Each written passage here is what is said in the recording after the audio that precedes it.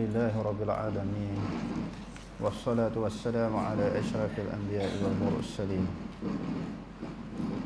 وعلى آله وأصحابه أجمعين. اللهم رب اشرح لي صدري ويسر لي أمري واحلل عقدة من لساني يفقهوا قولي ولا حول ولا قوة إلا بالله العلي العظيم. اللهم لا سهل إلا ما جعلته سهلا وأنت تجعل الحزن إن شئت سهلا. ربي يسر ولا تعسر وأتمم بالخير. أما بعد. Doa ketika pergi ke masjid. Setelah kita membahaskan tentang doa ataupun bacaan ketika berwuduk, yang berikutnya ketika mandi, tayamum, seterusnya kepada doa ketika pergi ke masjid. Telah kami sebutkan sebelumnya zikir-zikir ketika keluar rumah dengan tujuan ke mana pun. Maknanya asas bila seseorang itu di sudut asasnya, bila nak keluar rumah, dia nak pergi ke mana pun. Nak ke mana pun, termasuklah masjid ke, nak pergi ke musafir selain daripada masjid ke, tempat kerja ke, mana-mana tempat. Keluar saja rumah, dia ada doa yang sebagaimana yang disebutkan sebelum ini. Apabila keluar rumah untuk pergi ke masjid, maka disunatkan bacaan tersebut. Disunatkan bacaan tersebut, bacaan doa yang disebut di dalam pelajaran kita yang lalu, di antaranya Bismillahirrahmanirrahim 'alallah. Itu sebahagian daripada doa yang disunatkan kita baca. Apa yang kami riwayatkan di dalam Sahih Muslim, kami ambil hadis ni, Imam Nawawi kata di dalam Sahih Muslim, dalam hadis Ibnu Abbas ketika menginap di rumah makciknya. Siapa dia makcik Ibnu Abbas ni? Ibu saudara dia Maimunah. Makciknya Maimunah radhiyallahu anha. Beliau menyebut tentang hadis, menyebut hadis tentang tahajud yang dilakukan oleh Rasulullah sallallahu alaihi wasallam. Maknanya Rasulullah, Ibnu Abbas sebut ketika dia pergi tidur kepada di rumah mak saudara dia Maimunah, lepas tu dia tengok Rasulullah sallallahu alaihi wasallam bertahajud. Tahajud ni apa dia? Yang kita sebut pada pelajaran kita yang lalu, dia bukan nama bagi sembahyang, tetapi suatu ibadah yang dilakukan di malam hari selepas bangun daripada tidur. Kemudian mengatakan terdengar suara azan berkumandang. Ibnu Abbas kata, apabila azan berkumandang, iaitu azan subuh, maka baginda keluar untuk solat. Rumah Rasulullah ini dengan masjid itu dekat. Jadi Rasulullah ni sembahyang sunat, termasuklah sunat rawatib di sembahyang di rumah. Sunat-sunat yang lain pun memang Rasulullah menjadi kebiasaannya dia sembahyang di rumah.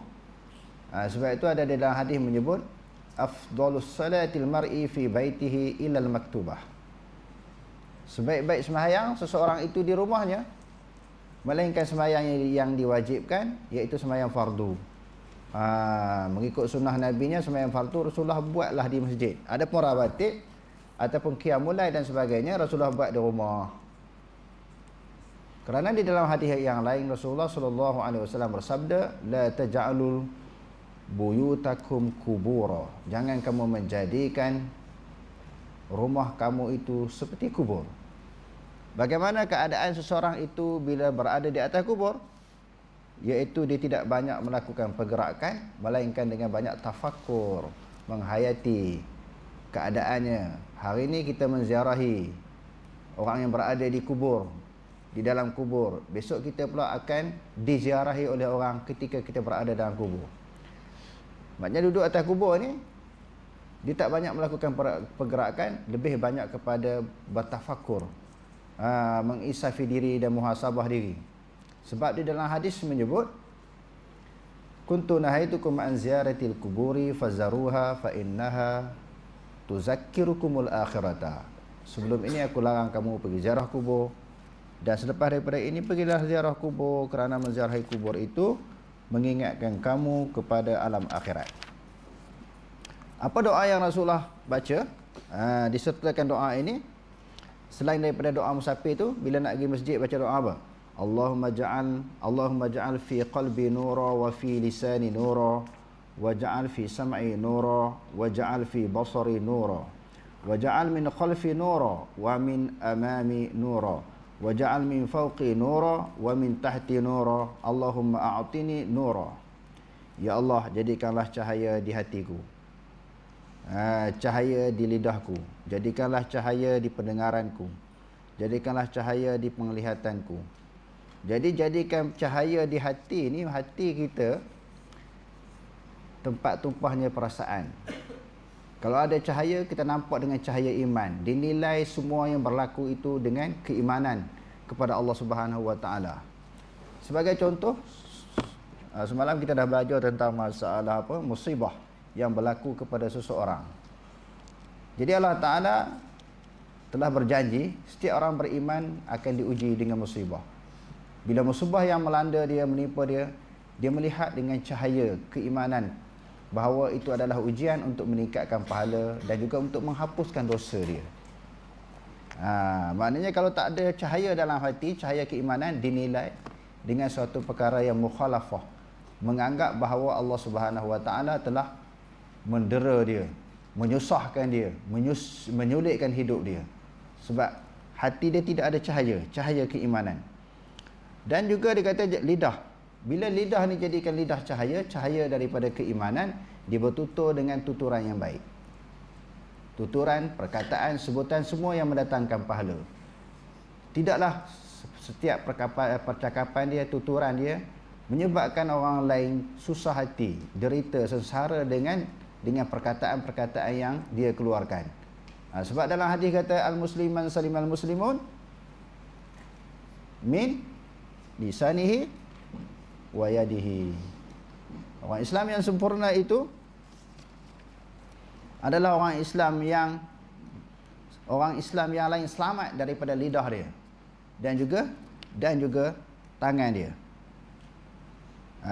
Dia kata pendengaran dia dijadikan pendengaran dia juga adalah cahaya. Jadi jadikanlah cahaya di pendengaranku. Jadi dengar hak baik je. Setelah dengar hak baik itu, dia beramal dengan kebaikan ucapan-ucapan yang dia dengar. Allazina yastami'una al-qawla fayattabi'una ahsana. Dia memberi perhatian. Yastami' ini kita terjemah apa? Memberi perhatian, bukan yasma'un, mendengar. Yastami'una, maknanya memberi tumpuan terhadap apa yang didengar. Lepas tu fayattabi'una ahsana, dia ikut perkara yang benar-benar hak baik. Hak tak baik dia tak ikut, walaupun dia dengar macam-macam perkataan, macam-macam ucapan, tapi yang dia ambil yang baik sahaja. Pendengaran cahaya dan penglihatan, segala yang dilihat itu dapat mendatangkan keimanan, keyakinan kepada Allah. Afala yanzuruna ilal ibili kaifa khuliqat. Mengapa mereka tidak memperhatikan? Perhati ini bukan tengok dengan mata sahaja, tetapi dengan fikiran sekali. Penglihatanku cahaya, jadikanlah cahaya darah belakangku dan hadapanku dan daripada arah atasku dan cahaya daripada bawahku. Ya Allah, berikanlah aku ni cahaya. Semua cahaya-cahaya petunjuk. Cahaya ni maknanya yang menerangi, yang menyuluh. Seseorang itu apabila berada di dalam kegelapan, dia akan memperolehi terang, cahaya, senang berjalan apabila ada cahaya. Di dalam kehidupan kita sebagai orang beriman ini, kita nak berjalan di atas cahaya, petunjuk, hidayah daripada Allah Subhanahu Wa Taala. Dalam keadaan Nabi sentiasa diberi petunjuk dan hidayah oleh Allah Taala, pun begitu sentiasa berdoa kepada Allah. Kami riwayatkan di dalam kitab Ibn Sunni daripada Bilal radhiyallahu an. Dia berkata Rasulullah sallallahu alaihi wasallam apabila keluar untuk solat, baginda mengucapkan Bismillah, amantu billah, tawakkaltu 'ala Allah, la haula wa la quwwata illa billah. Allahumma bihaqqis sa'ilin 'alaika wa bihaqqil makhraji 'alaik wa bihaqqi makhraji hadha fa inni lam akhrujhu asharan wala bataran wala riya'an wala sum'atan. Kharajtu ibtigha'a mardatik wattiqa'a sakhatik was'aluka an tu'idhani minan nari wa tudkhilani al-jannata. Dengan nama Allah aku beriman kepada Allah. Aku berserah diri kepada Allah. Tiada daya upaya dan kekuatan selain milik Allah. Ya Allah, dengan hak orang-orang yang memohon kepadamu, dengan hak keluarku ini, sesungguhnya aku tidak keluar kerana angkuh, sombong dan ingin dilihat ataupun didengar oleh orang lain. Aku keluar kerana mengharapkan redha-Mu dan aku takut daripada murka-Mu. Aku memohon kepadamu agar Engkau menjauhkan aku daripada neraka dan memasukkanku ke dalam syurga. Bila nak keluar pada Allah Ta'ala ni, bismillah amantu billah. Dengan nama Allah Subhanahu Wa Ta'ala, aku beriman kepada Allah. Di situ dia kunci dah, dia pasang dah. Keluar ni bukan keluar saja. Orang keluar daripada rumah ni berbagai-bagai tujuan, berbagai-bagai maksud, berbagai-bagai niat. Sebab tu dalam perbahasan yang kita baca semalam, kalau orang yang kena musibah, dia kena sahaja, dia digugurkan dosa oleh Allah Ta'ala tapi tak dapat pahala. Tetapi kalau dia dikena musibah, dalam waktu yang sama dia mengharapkan pahala sebab kena musibah ataupun kena ujian. Dia termasuk di dalam innamal a'malu binniyat. Sesungguhnya setiap amalan itu berasal kepada niat. Jadi kita keluar daripada rumah kita apa tujuan? Jadi bila sebut amantu billah, aku beriman kepada Allah, mesti desakan daripada iman. Setiap perbuatan manusia ini, perkataan, tingkah laku, dia dicetuskan daripada hati. Bukan kata nak keluar rumah, nak buat sesuatu aktiviti secara kebetulan. Kebetulan ni maknanya orang mengigau. Kanak-kanak yang kecil orang gila. Selain pada tu mesti dia ada pasang niat. Dia nak buat apa mesti ada lintasan hati. Dan mesti ada tujuan. Sesuatu perbuatan yang dia nak buat. Jadi Rasulullah ajar kita dengan doa yang disebutkan tadi, bismillah, dengan nama Allah. Bila dengan nama Allah Ta'ala ni kita tak pergi buat maksiat dah lah. Langkah kaki tu mesti langkah kaki menuju keredaan Allah Subhanahu Wa Ta'ala. Kalau nak musafir, dah tentu dah tak boleh musafir dengan musafir di atas tujuan dan maksud untuk melakukan maksiat. Sekurang-kurangnya musafir itu di dalam tujuan, di atas tujuan yang harus kita buat. Walaupun tak wajib ke ataupun tidak sunat ke, sekurang-kurangnya paling rendah tujuan musafir itu adalah harus. Macam musafir menunaikan haji adalah wajib, haji yang pertama. Musafir pergi ziarah orang, hukum dia sunat. Sekurang-kurang musafir ini atas tujuan harus. Sebab tu dalam mazhab Syafi'i, kalau orang tujuan dia musafir untuk melakukan maksiat, dia tidak sah qasar sembahyang. Tujuan dia pergi musafir itu qasar jamak tak sah. Sebab apa? Sebab tujuan musafir itu kerana maksiat. Maknanya dia tak boleh qasar, dia kena tamam. Sembahyang tamam tu sah. Adapun dia qasar tak boleh, sebab tujuan dia musafir itu tujuan apa? Tujuan maksiat. Jadi sebab itu sebelum pergi keluar rumah musafir itu kita pasang niat. Niat itu tujuan dia apa dia? Dan yang ketiga, tawakkaltu 'ala Allah. Sebab bila keluar rumah sahaja terdedah dengan ancaman, kesulitan, bahaya, malapetaka dan sebagainya. Jadi bila berserah kepada Allah Ta'ala, Allah Ta'ala yang akan menentukan nasib seseorang. Berserah diri kepada Allah. La hawla wa la quwata illa billah. Tidak ada daya dan upaya melainkan kekuatan yang datang daripada Allah Subhanahu Wa Ta'ala. Kalau ada musuh ke, binatang buas ke, serangga yang bisa ke, serah pada Allah Ta'ala. Allah Ta'ala sajalah yang lindung. Kita sebagai manusia ni mana tahu nasib ataupun sesuatu yang akan berlaku pada masa yang akan datang. Akan datang ini termasuklah di dalam ketika, di dalam keadaan kita bermusafir. Akan datang apa yang berlaku tu atas kita. Dan begitu adalah seterusnya. Seterusnya maknanya doa-doa yang dilakukan oleh Rasulullah sampailah apa yang kita bacakan tadi.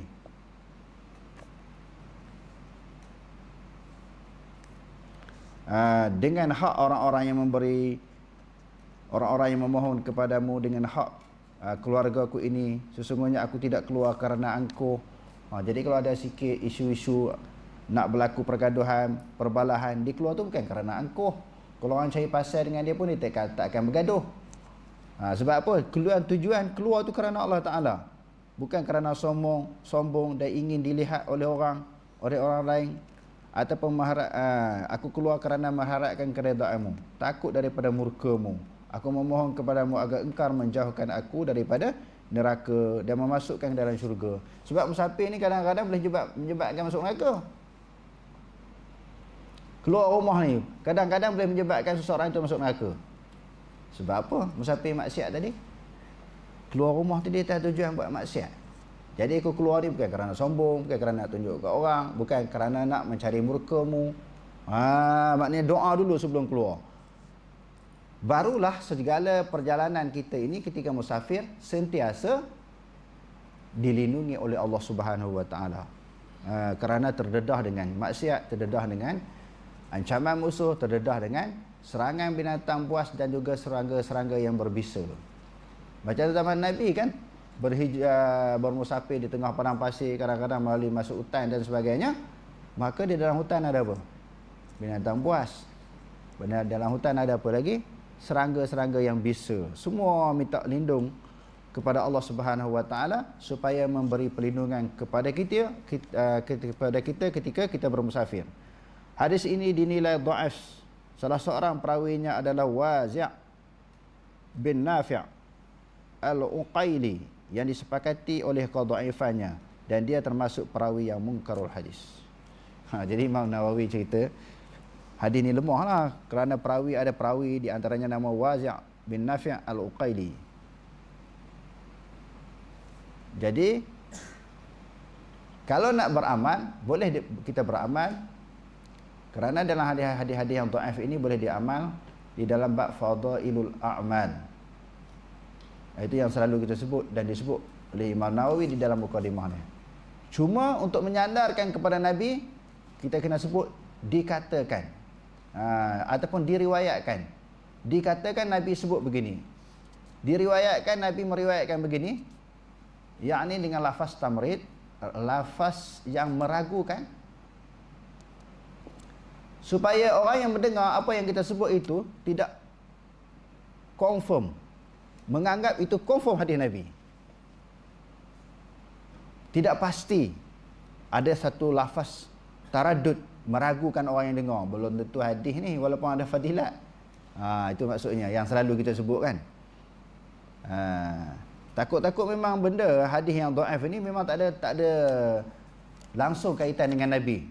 Hadis dhaif ni dan Nabi tak pernah sebut pun. Bila dikatakan Nabi sebut, itu menjadi masalah yang besar. Kerana menjual hadis Nabi yang disandarkan kepada Nabi yang Nabi tak pernah sebut. Jadi Imam Nawawi buat kesimpulan hadis ini adalah hadis yang dhaif.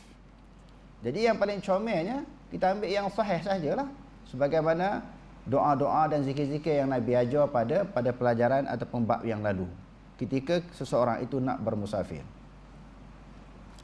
Kami meriwayatkan daripada kitab Ibnu Sunni yang sama maknanya dengan hadis yang diriwayatkan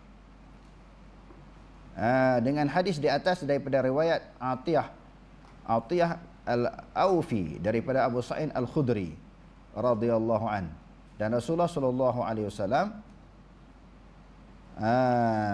Atiyah juga dinilai dhaif juga. Dalam riwayat yang kedua ini Imam Nawawi kata dhaif juga. Wallahu a'lam.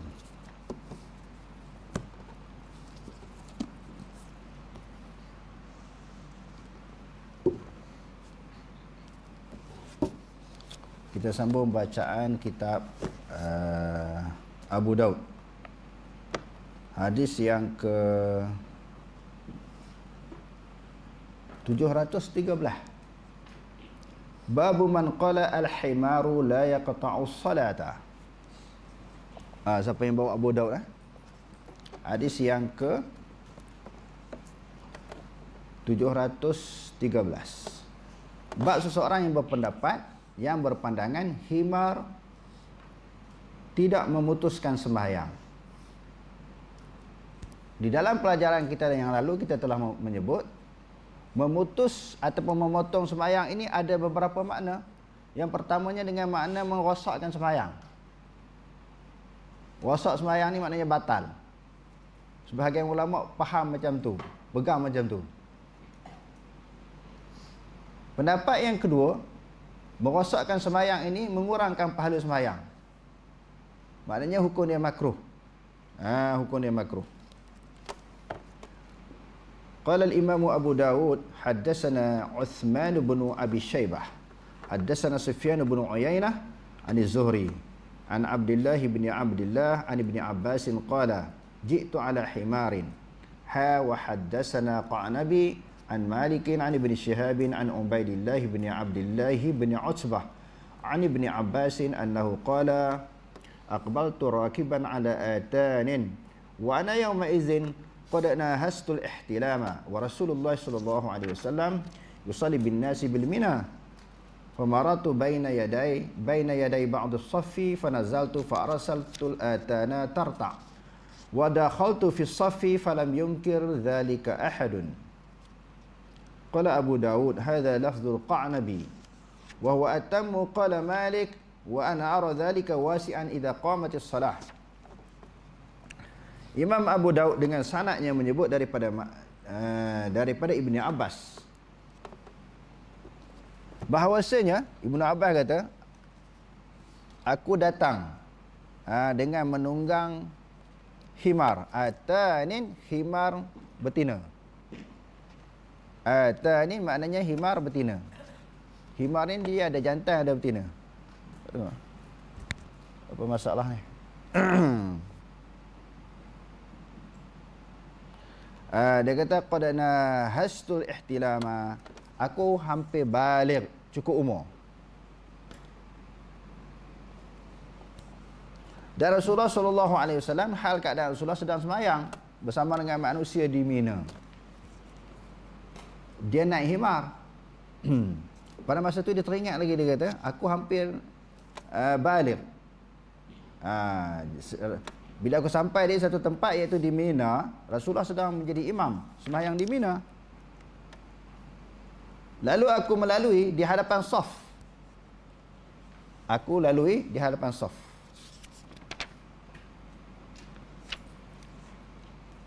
Lalu aku lepaskan unta aku, tartak maknanya berjalan cari makan. Dia lepaskan unta dia tadi, dia tak tambat, dia tak ikat. Lalu unta dia tu duduk berjalan cari makan di depan-depan orang. Kan dulu orang sembahyang atas pasir, atas padang. Jadi adalah rumput sikit sebanyak depan tu. Jadi unta Ibnu Abbas ni berjalan makan. Sambil duduk berjalan tu, dia lalu depan orang sembahyang unta ni tadi. Unta pula ada himar. Himar betina ini lalu di depan orang sambil makan. Wa dakhatu fi as-safi, aku pun masuk dalam saf. Falam yunkir dhalika ahadun, tak ada siapa pun yang larang marah. Dia kata ahadun di sini termasuklah Rasulullah sendiri.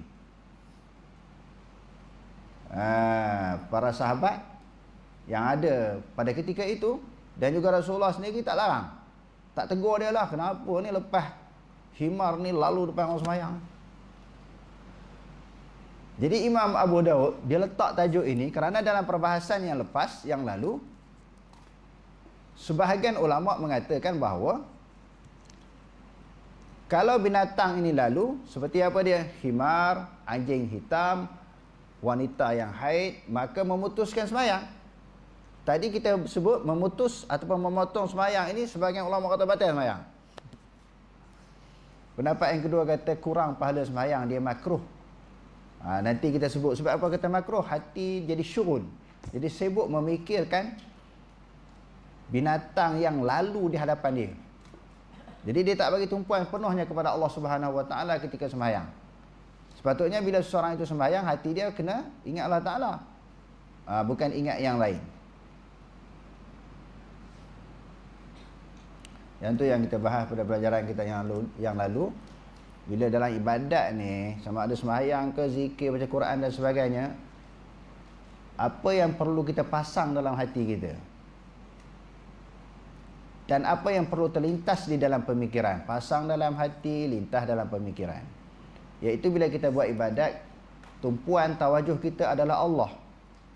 An ta'budallaha ka'annaka tarahu, fa in lam takun tarahu fa innahu yarak. Bila buat ibadat seolah-olah macam nampak Allah.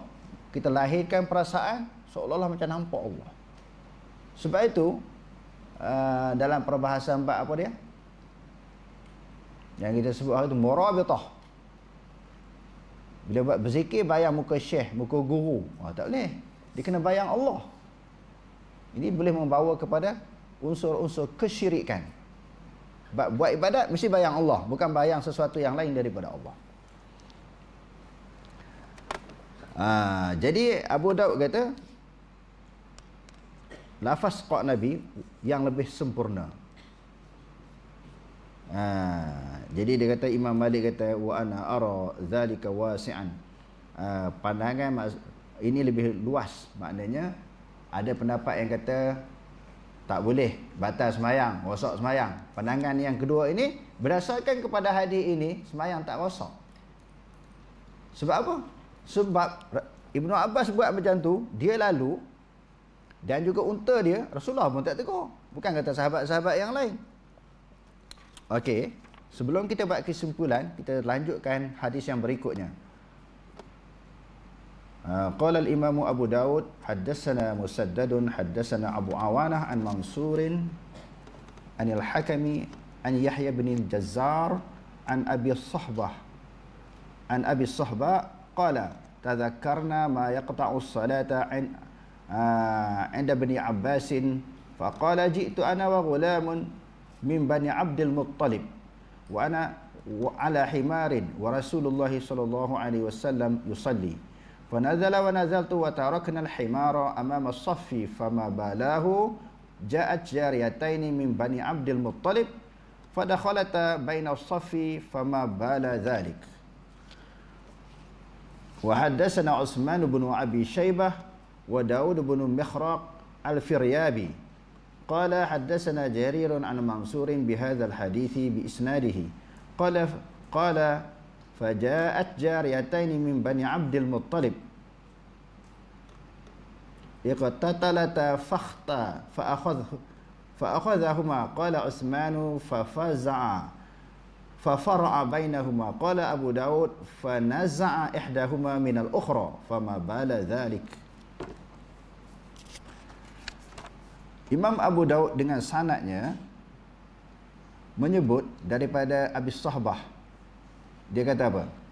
Dia kata kami sedang bermuzakarah, berbincang tentang sesuatu yang dapat memotong sembahyang, ataupun memutuskan sembahyang. Kami tengah duk bincang di sisi Ibnu Abbas. Di sisi Ibnu Abbas duk bincang sesuatu, apa benda ataupun apakah sesuatu yang dapat memotong sembahyang. Dia sebutlah himar dapat potong sembahyang, memutuskan sembahyang, wanita dan juga anjing hitam. Tiba-tiba Ibnu Abbas kata, aku masa kecil-kecil dulu, dia kata aku dan seorang budak daripada kabilah Abdul Muttalib duduk di atas himar. Dia kata Rasulullah SAW sedang sembahyang. Aku turun daripada unta dan dia pun turun daripada himar. Aku turun daripada himar, dia pun turun daripada himar. Dan kami tinggal biarkan himar kami dua ekor tu berjalan di depan saf. Macam hadis tadi ya. Dan Rasulullah tak peduli pun. Tak peduli ni, dia tak marah, tak ingkar, dia tak tegur, dia tak bantah. Jadi menunjukkan bahawa pendapat yang kedua ini, mereka berpegang bahawa himar lalu di hadapan orang yang sembahyang tidak merosakkan sembahyang. Allamah Syaukani telah memberi syarahan, ulasan yang panjang, sangat panjang di dalam isu ini. Lalu dia membuat satu kesimpulan dengan memetik beberapa pendapat ataupun pandangan ulama. Dia kata telah berkata oleh Imam Malik dan juga Imam Syafi'i. Pendapat Imam Malik dan Imam Syafi'i setelah mereka mengumpulkan hadis-hadis tentang binatang melintasi melalui di hadapan orang yang sedang sembahyang. Imam Malik berpendapat dan juga Imam Syafi'i, dan juga telah menakalkan oleh Imam Nawawi daripada sejumlah besar ulama-ulama salaf dan khalaf. Lalu Imam Nawawi buat kesimpulan daripada kenyataan-kenyataan ulama salaf dan khalaf. Ada dua kenyataan di sini. Ada dua kesimpulan. Yang pertama, hadis ini telah dimansuhkan. Hadis-hadis ini memansuhkan hadis yang lepas. Imam Nawawi kata. Hadis yang lepas ni hadis apa? Hadis yang kata batal lah sembahyang ataupun rosak sembahyang dengan lalunya binatang seperti himar ataupun anjing ni. Jadi hadis ni kemudian. Sebab hadis ini di Mina dalam haji yang terakhir pada tahun 10 Hijrah. Imam Nawawi kata macam tu. Maknanya hadis ni tak hak dulu sebelum-sebelum tu. Hak kata batal sembahyang, rosak sembahyang bila sesuatu yang melintas tu. Jadi ini hadis ni Ibnu Abbas bila orang cek di sudut tarikhnya, bahawa hadis ni pada tahun 10 Hijrah, pada haji yang terakhir. Rasulullah sebut macam tu. Sebab itu pendapat yang kedua ini, apa-apa yang lalu ni tak apa. Dia mari pula hadis yang lain. Cuma tahanlah semampu-mampunya. Kalau tak mampu, abaikan. Maksudnya orang yang lalu di hadapan tahan. Himar kah kalau boleh tahan, tahan. Kalau boleh halang, halang. Tapi kalau tengah sembahyang macam mana nak buat? Kalau tak boleh, tak apa. Diberi kemaafan. Dan Imam Nawawi kata lagi, yang ini maksudkan memutuskan sembahyang ini, maknanya memutuskan mengurangkan pahala sembahyang. Sebagaimana yang kita sebutkan tadi, kerana hati kita syughul, sibuk memikirkan sesuatu yang lalu di hadapan kita. Kenapa sebut himar, tak sebut binatang yang lain?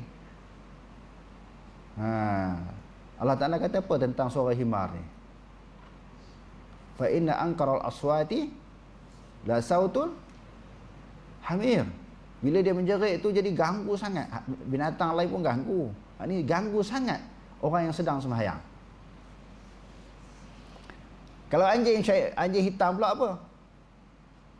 Anjing hitam pula dia berperangai sebagaimana syaitan suka mengganggu. Apa makna syaitan? Tasyaitanur rajulu, telah menjadi syaitan lah oleh lelaki. Maknanya jahat. Tak sama dengan anjing-anjing lain. Tapi dalam Quran pun Allah Ta'ala membezakan anjing kalbun mu'allamah.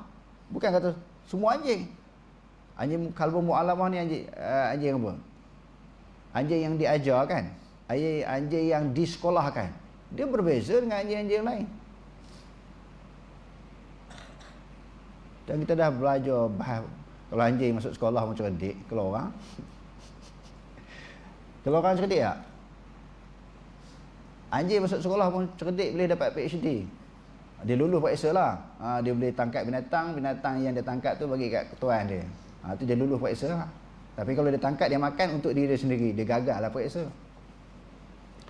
Maksudnya kalau anjing pun masuk sekolah cerdik, binatang pun masuk sekolah cerdik, kalau manusia lagi cerdik. Jadi himar ini kerana suara dia. Anjing itu perbuatan dia, perangai dia macam syaitan suka ganggu orang.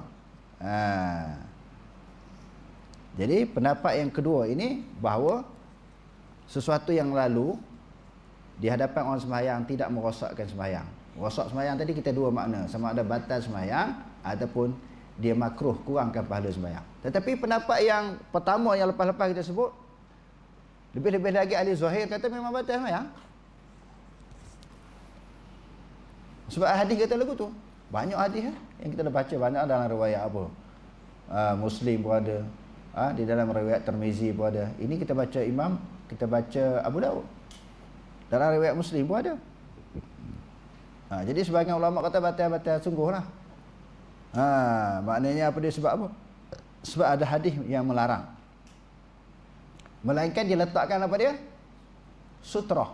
Baru sembahyang dia tidak rosak. Kalau tak letak sutrah, rosak. Pendapat yang kedua ni tak ada rosak sembahyang dia.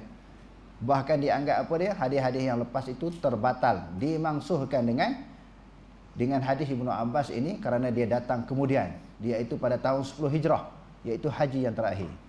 Wallahu a'lam. Aqulu qawli hadza wa astaghfirullahal azim li wa lakum. Wassalamu alaikum warahmatullahi taala wabarakatuh.